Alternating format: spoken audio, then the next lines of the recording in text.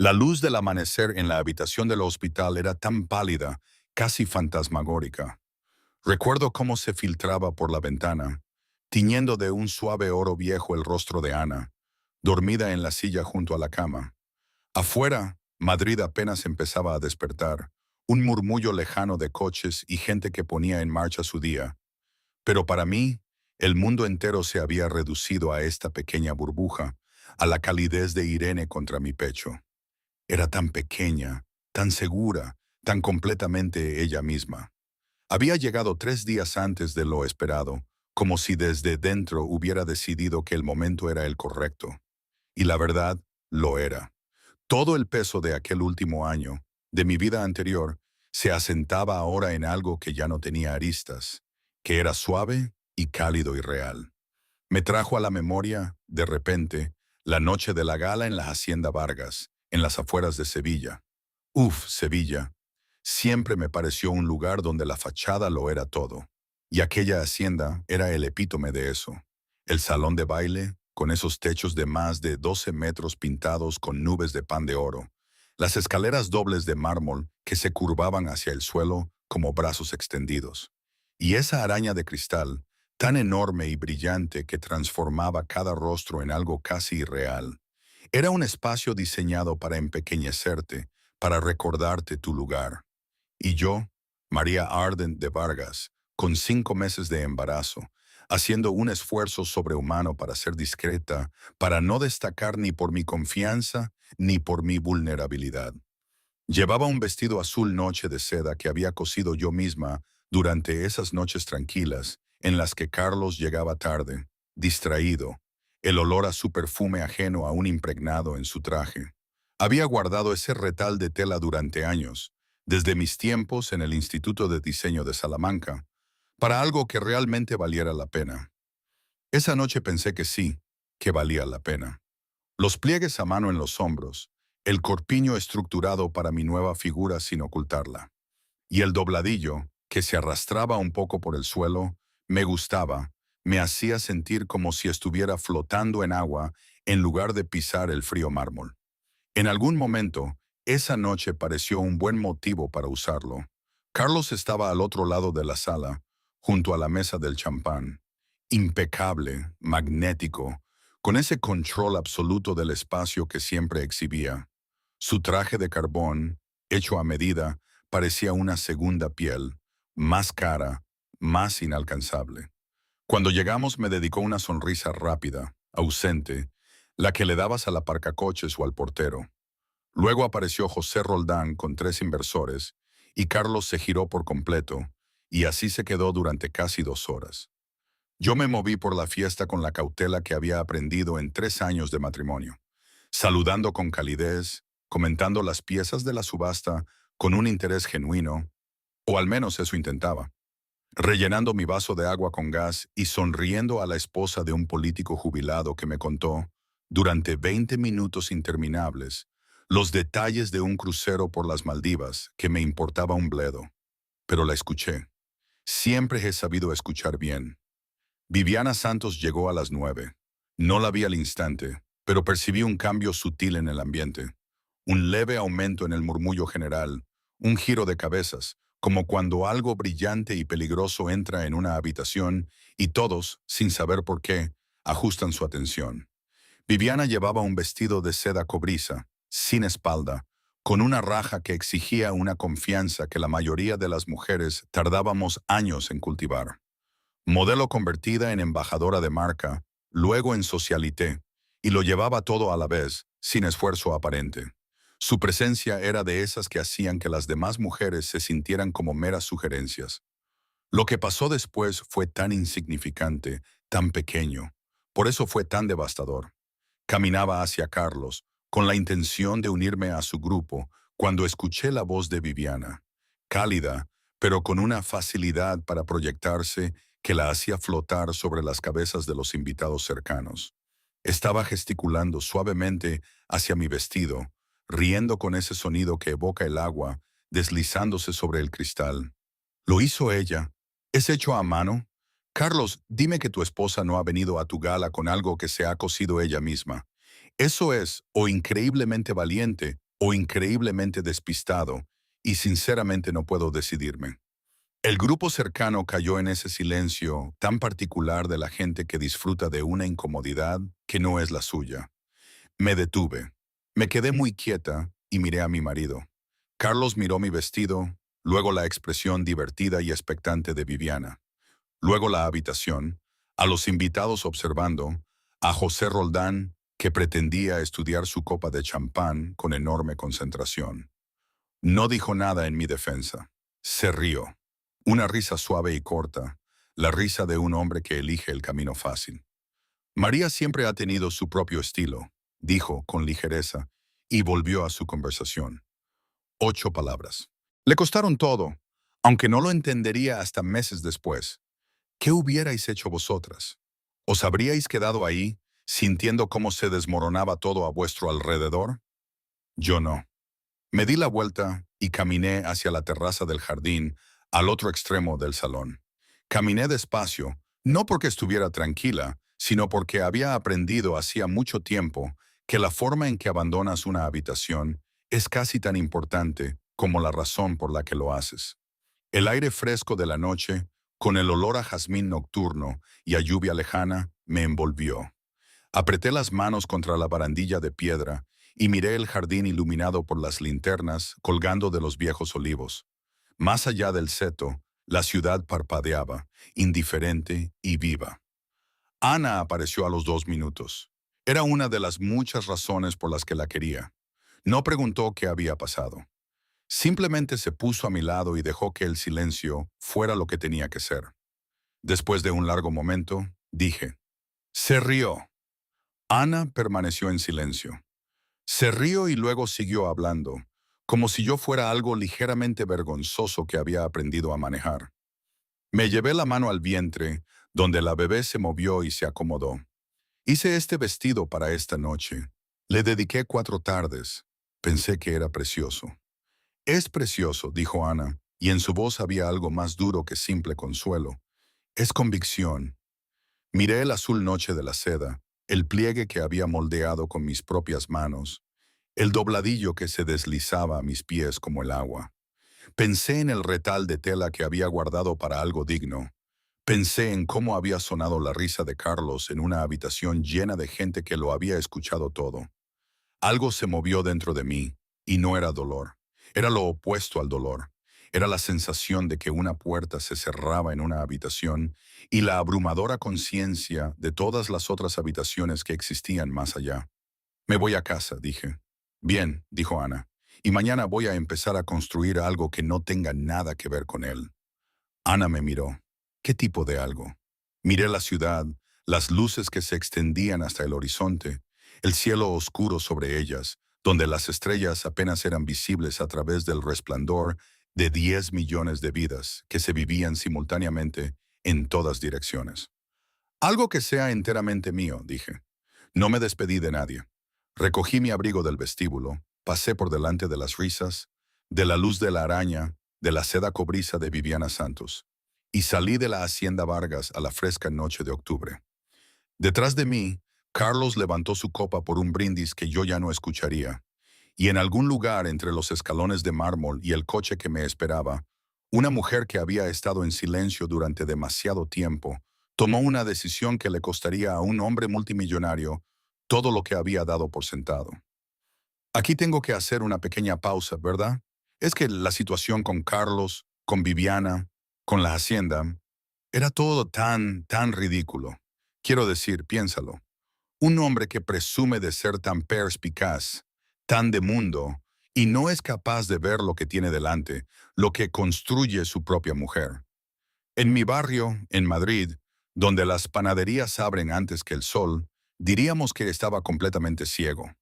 O tal vez era demasiado real para él, demasiado auténtico en un mundo de apariencias.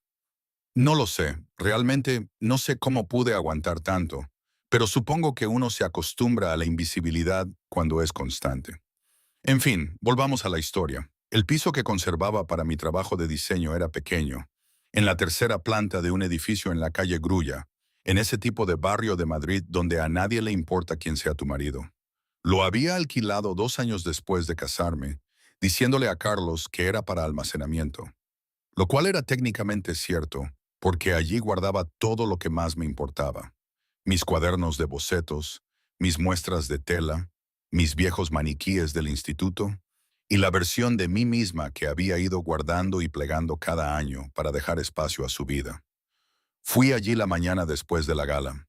Me senté en el alféizar de la ventana con una taza de té y mi cuaderno de bocetos más antiguo abierto sobre mis rodillas. No lloré. Ya había superado esa parte en algún lugar del camino a casa, entre el tercer semáforo y el momento en que el coche giró hacia la tranquila calle donde la Hacienda Vargas se alzaba detrás de sus setos perfectos como un secreto que nadie quería guardar ya. Lo que sentí, en cambio, fue algo más limpio y frío, y mucho más útil. Me sentí decidida. A veces, cuando no podía dormir por las noches en la hacienda, pensaba en mi padre, en la forma en que siempre decía: no te fíes de nadie que suene demasiado bueno para ser verdad.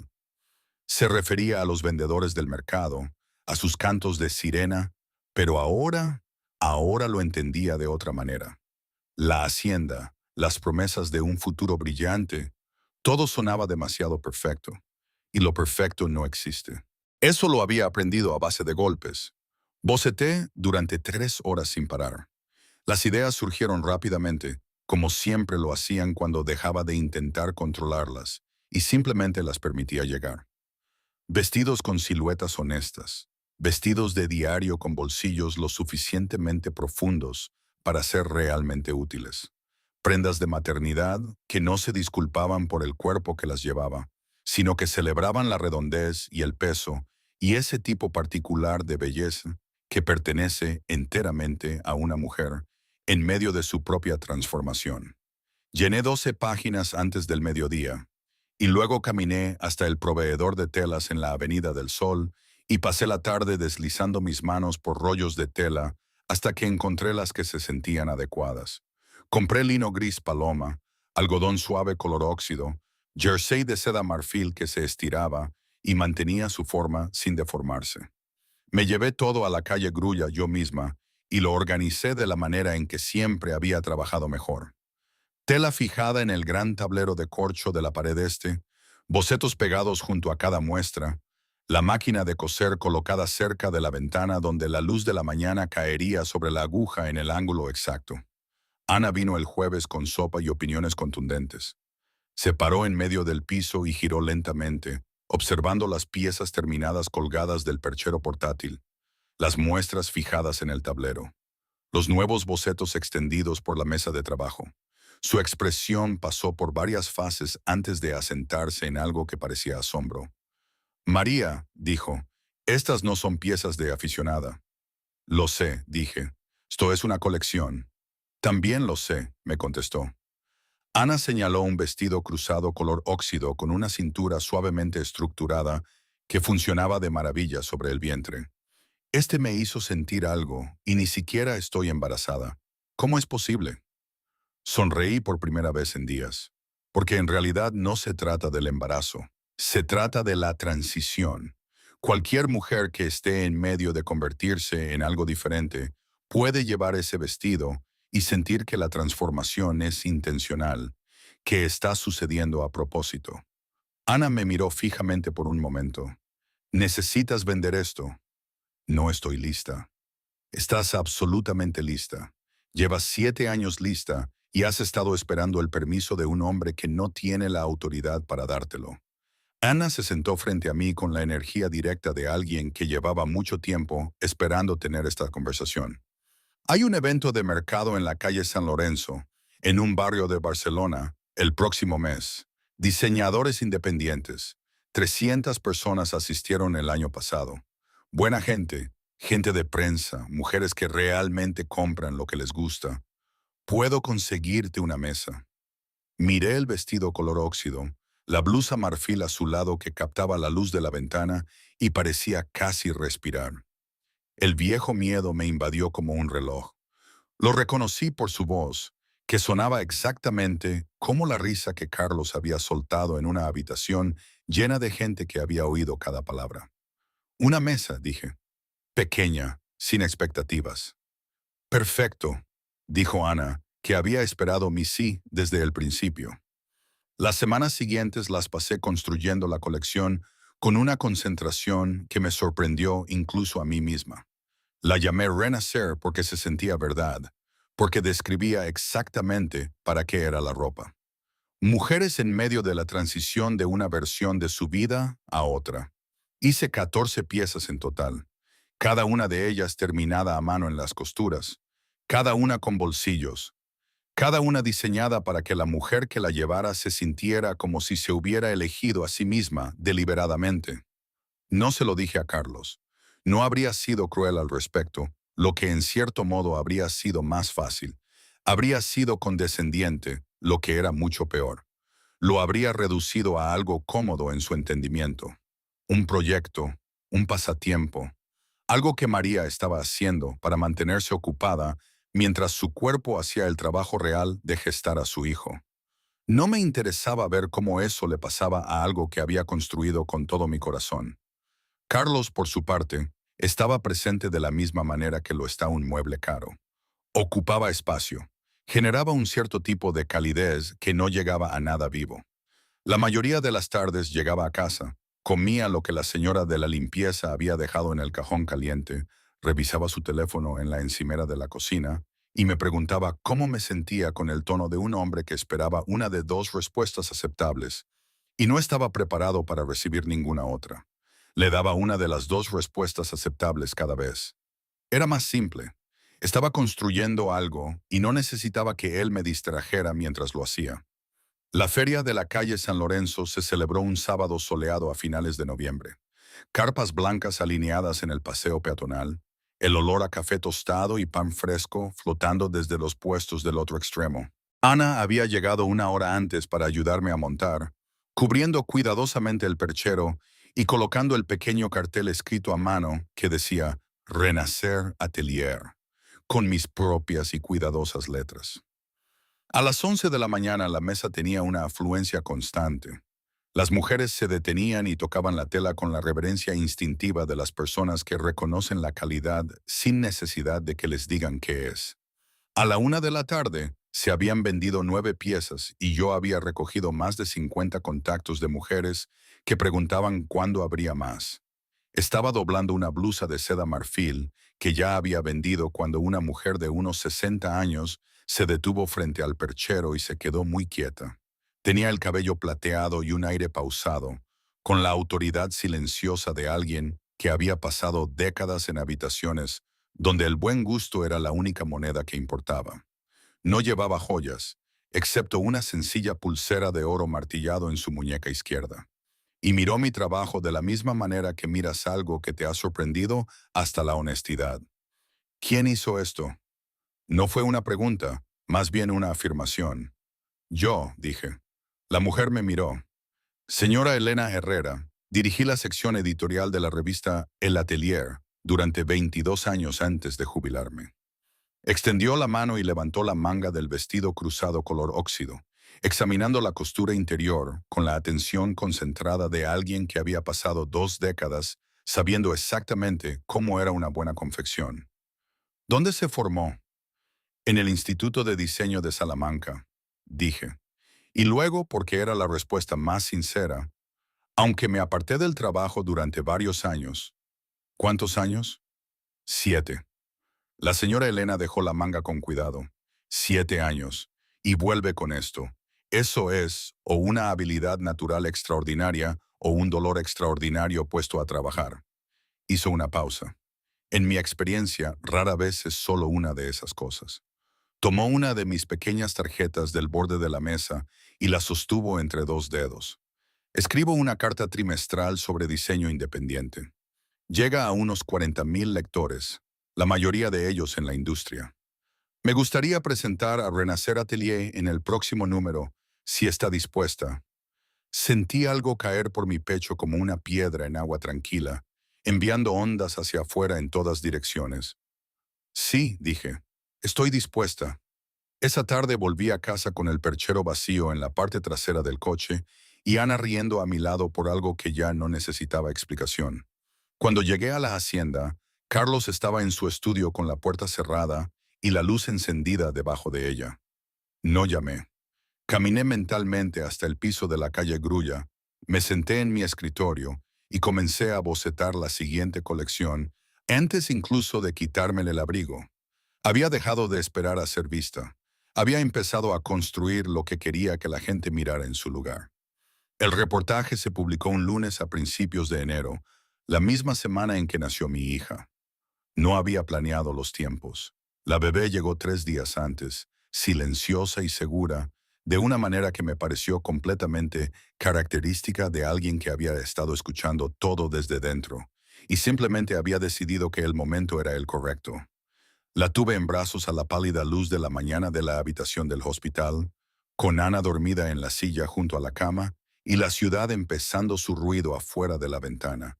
Y sentí el peso acumulado del último año asentarse en algo que ya no tenía aristas. La llamé Irene, pequeña y cálida, y completamente ella misma. El reportaje de la señora Elena se había activado la mañana anterior, y para cuando yo estaba sentada en mi cama de hospital, bebiendo té frío y alimentando a Irene por tercera vez, la página de contacto de Renacer Atelier había recibido más de 400 solicitudes de mensajes, pedidos, peticiones de colaboración, consultas de 3 boutiques en 2 ciudades diferentes, y un mensaje de un periodista de una publicación de diseño que quería entrevistarme para un artículo sobre moda de maternidad independiente que estaba redefiniendo la categoría. Ana los leyó todos en voz alta con una voz firme, mientras yo alimentaba a la bebé y miraba por la ventana el cielo invernal, que pasaba del gris al oro pálido. Carlos llegó al hospital a las 10 con flores que costaban más que mi primera máquina de coser y una expresión que no le había visto en años. Parecía inseguro. Me miró a mí y luego a Irene, y algo se movió en su rostro que era real. Podía darle eso. Era real y era tarde. Y esas dos cosas se sentaron una al lado de la otra en la habitación, sin resolverse. Tuvo a su hija en brazos durante 7 minutos. Luego se sentó frente a mí con las flores aún en su regazo, porque a nadie se le había ocurrido ponerlas en agua, y dijo, leí el artículo. Lo sé, dije. Se quedó en silencio un momento. Afuera, un gorrión se posó en el alféizar, consideró la vista y se fue volando. Es extraordinario, María, lo que has construido. No tenía ni idea de que todo esto estaba pasando. También lo sé. Miró sus manos. Quiero ayudar. Tengo los contactos. Tengo el capital. Puedo abrir puertas que te llevaría años alcanzar por tu cuenta.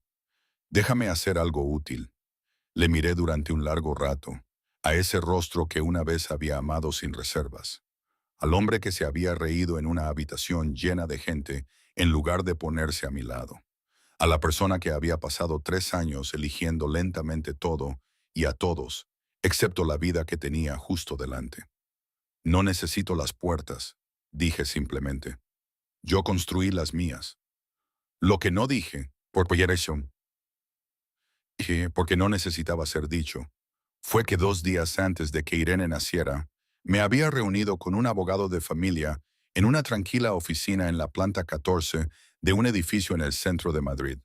La conversación había sido tranquila y práctica y había durado 40 minutos. Al final, ciertas cosas se habían puesto en marcha que no podían deshacerse. Le conté a Carlos esa noche con la misma voz firme que usaba para todo lo importante. Se quedó muy quieto. No discutió y le di ese crédito de forma genuina. No intentó negociar ni actuar. Simplemente se sentó con las manos sobre las rodillas y miró al suelo durante un largo momento, y luego me miró a mí. Sé que soy la razón de esto, dijo. Sí, dije. Lo siento. Sé que esa palabra tiene menos valor ahora del que debería. Tiene algo de valor, dije. Quiero que sepas eso. Pero algo de valor no es suficiente para reconstruir lo que se perdió. Y dejé de estar interesada en manejar la distancia entre nosotros hace mucho tiempo. Quiero una vida que esté llena, no una que sea gestionada. Él asintió lentamente. Se fue 1 hora después y el piso se sintió más ligero en el momento en que la puerta se cerró. En las semanas siguientes me enteré por Ana, que se había enterado por la esposa de José Roldán, de que el mundo financiero de Carlos había desarrollado serias fracturas. Una auditoría interna había descubierto fondos desviados, gastos personales no autorizados, un patrón de decisiones tomadas unilateralmente que su junta no había sancionado y no podía pasar por alto. Los inversores se estaban retirando. Los socios solicitaban reuniones de emergencia. La reputación que Carlos Vargas había tardado 15 años en construir había desarrollado el tipo de grieta que no se sella limpiamente, que se extiende cuanto más presión aplicas. Viviana Santos, que siempre había tenido un excelente instinto para saber en qué habitaciones valía la pena estar, había dejado de devolverle las llamadas discretamente en algún momento de diciembre. No sentí la satisfacción que quizás alguna vez hubiera esperado. Sentí algo más complicado, algo que era en parte dolor por el hombre que podría haber sido, y en parte gratitud por haber dejado de esperarle antes de empezar a convertirme en mí misma. Me mudé a un piso luminoso en un barrio lleno de tiendas independientes y buen café y gente que saca a pasear a sus perros a las 6 de la mañana. Monté mi estudio en el segundo dormitorio, donde la luz entraba por dos grandes ventanas y caía sobre la mesa de trabajo de una manera que hacía que todo pareciera posible. Irene dormía en un Moisés cerca de la ventana, mientras yo trabajaba, pequeña y sin molestias por el sonido de la máquina de coser, lo que elegí tomar como una señal. La primera colección independiente completa de Renacer Atelier se lanzó online 8 semanas después del nacimiento de Irene, fotografiada en un estudio lleno de sol por una joven fotógrafa que entendía exactamente lo que yo intentaba decir con cada pieza. La colección se agotó en 9 horas. La señora Elena Herrera escribió un segundo artículo, más largo y personal que el primero. Una boutique en la calle Azucena, en Valencia, solicitó un acuerdo de consignación permanente. Una marca de maternidad, con un compromiso genuino con la producción ética, se puso en contacto para una cápsula colaborativa. La mañana en que se abrió la primera tienda física de Renacer Atelier, en una estrecha calle arbolada en la mejor parte del barrio, me paré en la puerta de cristal con Ana a mi lado e Irene en el portabebés contra mi pecho, cálida y sólida y completamente dormida. Había una fila de mujeres afuera que llegaba hasta el final de la manzana y doblaba la esquina. Algunas estaban embarazadas. Algunas habían leído mi historia online y habían venido simplemente porque sentían que era algo que nos pertenecía a todas, no solo a mí. Miré las letras doradas en el cristal. A la fila de mujeres a la luz de la mañana, a mi hija durmiendo contra mi pecho, sin molestias y pequeña y completamente en casa, en un mundo que su madre había reconstruido desde cero. Corté la cinta y en algún lugar de la ciudad, en una tranquila oficina, con las persianas a medio bajar, Carlos Vargas estaba sentado frente a su propio abogado y firmaba documentos que confirmaban lo que había sido cierto durante mucho tiempo antes de que cualquiera de los dos lo dijera en voz alta.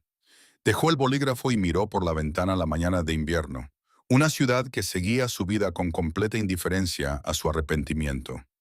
Y comprendió con la plena y terrible claridad de un hombre que había elegido el momento equivocado para mirar a otro lado exactamente lo que había dejado escapar. ¿Y hoy qué? No lo sé. A veces pienso que fue lo mejor que me pudo pasar. Otras, que cometí un error. Probablemente ambas cosas. Así es la vida, ¿verdad? Nada es definitivo, nada es perfecto, pero es la mía, y eso supongo ya es algo.